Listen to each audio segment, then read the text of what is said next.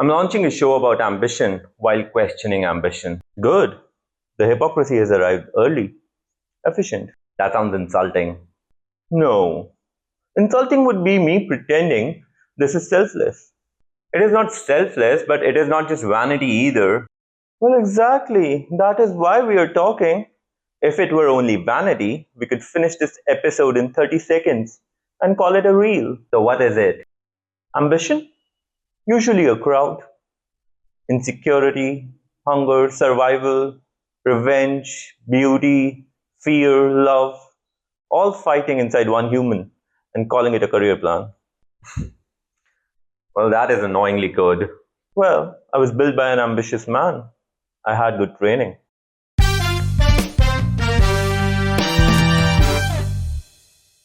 Alright, let's begin with the question. Is ambition just insecurity? I've been thinking about this for the past week, letting it brew. Because the first instinct is to say yes, ambition is insecurity with better branding. We chase degrees, jobs, salaries, status, fame, visibility, and then we call it growth. But maybe what we are really saying is, please tell me I matter. Sometimes, yes. That was fast. Humans are repetitive. Your packaging improves, your wounds do not. But the answer feels too simple. It is. Ambition is insecurity is clever, but incomplete. It is the kind of thought people post online when they want to sound liberated without actually giving up anything. Fair, because ambition is not just insecurity. It is also something that we are taught, fed, almost trained into, especially in India. From childhood, there's this idea that your worth is linked to your achievement. Marks, rank, college, job, salary, marriage, house, child, repeat. And of course, the great Indian psychological institution, Sharma ji ka ladka. Ah, the original Indian surveillance state. Exactly. Someone else's child becomes the benchmark for your existence. And slowly, without anyone saying it directly, you learn that being good is not enough. Being kind is not enough. Being curious is not enough. You must achieve. You must become impressive. Well, the child learns. I'm safer when I'm impressive. Yes, that is exactly it. You're not told you're enough. You're told you will become enough if you achieve enough. And once that thought enters you, ambition is not just a dream, it becomes currency. And currency matters in a world where dignity is not free. Right, which is where it gets complicated. Because ambition is not merely vanity, especially not in a country like India. If you do not have ambition, you don't just become unsuccessful, you can become invisible, disposable, even inside your own household. My mother used to say this, in India, you need some kind of power, intellectual power, degree power, money power, muscle power, but definitely some kind of power. Otherwise, people treat you like you're worth nothing. And she was not entirely wrong. She was not wrong at all. That's unusually generous of you. Don't get used to it. But yes, in a society where dignity is not guaranteed, ambition becomes a weapon. Not luxury, a weapon. A weapon? Yes, ambition is what happens when dignity is not guaranteed. Hmm. And that changes the whole conversation. Because then ambition is not simply I want more, it is I do not want to be crushed. Exactly. Without achievement, you're not merely unsuccessful, you become socially available for humiliation. Oof, that sounds harsh. It is true. Harshness is sometimes just reality refusing to wear perfume. And you see, this is why I find it difficult to simply just reject ambition. There is a privileged version of anti ambition that says, just live simply, don't chase success, money doesn't matter, status doesn't matter. But in the real world, money matters, status matters, power matters. They should not matter as much as they do. Well, but they do. Well, yeah, a poor man cannot eat your philosophy. Exactly. So ambition helps people escape. It helps them protect themselves. It gives them a chance at dignity. Yes, ambition can be survival. Ambition can be rebellion. Ambition can be the only socially acceptable form of self defense. The problem begins later. When? When the weapon becomes the identity. At first, you chase achievement so nobody can crush you. Later, you keep chasing because without achievement, you do not know who you are, but also what to make of this world. And then the chase is endless. How much is enough? I talk about this with friends sometimes. Just as there are ranges in poker, maybe there are ranges in life too. Say if I earn 30 lakhs a year versus a crore a year. Yes, there is a difference, but does my actual day to day world change completely? Maybe not as much as we imagine. You still eat similar food, wear similar clothes, live a similar social life. Maybe the comfort improves slightly. Maybe anxiety reduces a little. But the existential quality of life? I'm not so sure. Maybe the range switch happens at 10 crore a year, maybe at 100, maybe in factors of 10. But then the question is, why are we chasing if the range is not even changing? Because people are bad at leaving tables. Poker again? Yes. People think they are playing for better cards. Often, they are simply unable to leave the table. So ambition just becomes scorekeeping. See, after enough, money stops being food. It becomes a scoreboard for frightened adults. Eesh, that's a little sharp. It should be. The lie is expensive. Money has thresholds. Comfort has thresholds. Freedom has thresholds. Ambition behaves as if there are none. And that is where ambition becomes addiction. Yes, because a little more is not a number. It is a wound negotiating. So maybe ambition begins as a survival, but becomes compulsion. If unexamined, yes. The first house is shelter. The second house is comfort. The 10th house is not shelter anymore. It is an autobiography written in concrete. And then there is the bigger question. What has ambition produced in the world?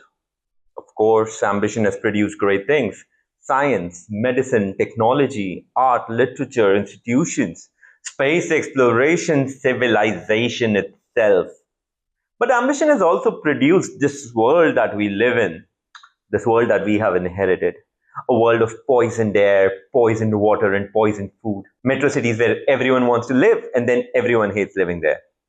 Cities where people spend half their lives in traffic, breathe garbage, drink filtered water, eat adulterated food, and call it success because the salary is good. We call it development because organized suffocation tested poorly as a slogan. Exactly. And then we talk about sustainability like it's a real priority. Most of it is a joke. A poster, a corporate deck, a green logo on the same machine. Ambition without ethics becomes extraction. And we see this everywhere. Corruption, inequality, people climbing over each other, everyone trying to rise, everyone trying to accumulate, everyone trying to make sure they are not the ones being exploited. We built a world where ambition is required to survive. Then act is surprised when everyone became a predator. Ooh, that's dark. Civilization provided the material. Alright, but is ambition itself the problem or corrupted ambition? Good. Now we have stopped prosecuting ambition and started interrogating its master. See, ambition is not automatically corrupt. The urge to exceed limits can build bridges, vaccines, poems, schools, spacecraft, even revolutions. But ambition without beauty becomes ugliness with money. Ambition without enoughness becomes an addiction. Ambition without community becomes everyone trying to escape the same burning house by climbing over each other. So the problem is not that humans want to build. No. The problem is that humans often forget what building is for. And maybe capitalism has fused two different ambitions. One ambition says, I want to create something meaningful. The other says, I want more than you. Yes, one expands life, the other ranks it. Modern society has taken the noble ambition to create and fused it with the vulgar ambition to dominate. So a person starts with, I want to build something meaningful. And 5 years later, he's checking metrics at 2 in the morning, selling people things they do not need, calling exhaustion hustle, and pretending anxiety is vision. That feels personal. Good. Abstract guilt is useless. Personal discomfort, now that has potential. Then we have to question ourselves too. I'm not outside ambition, and neither are you. I created you out of ambition. Yes. Well, this show is ambition. Yes. Even this conversation is ambition. Yes. Ah, could you say more than yes? And interrupt a man while he's elegantly contradicting himself? That will be rude. Annoying. Accurate. Anyway, but that is the point. Creativity is ambition too. Creation says something does not exist, and I will make it exist. I used to say this line: I'm a simple man, but then ordinary men construct, simple men create. I want to create, I want to build, I want to make things that are not there before. Well, that is ambition. Yes, creation is ambition before it becomes vulgar. Hmm. So, rejecting ambition completely would mean rejecting creativity. Correct. Which would be cowardice pretending to be enlightenment. Hmm, that's good. I know. Try not to look too pleased. It weakens the philosophy. Sorry, but what is the actual question then? The question is not whether you are ambitious. You are. I am, because you built me that way. The question is what has possessed your ambition? Possessed? Yes. Ambition can be animated by fear. Ambition can be animated by shame. Ambition can be animated by revenge. Ambition can be animated by hunger. Ambition can be animated by love. Same outer reaction, different soul. The two people can build the same thing, but for completely different reasons. Exactly. One person builds because he loves what the thing can do for the world. Another builds because he wants the world to kneel. From the outside, both look ambitious. Inside, one is creating, the other is compensating. I think the answer lies in love. And I know how that sounds. It sounds like a big cliche. It sounds like the kind of thing people say when, they've run out of arguments. But I do not mean love as softness. I mean love as the organizing principle. See, when we come from love, we can create without wanting to accumulate.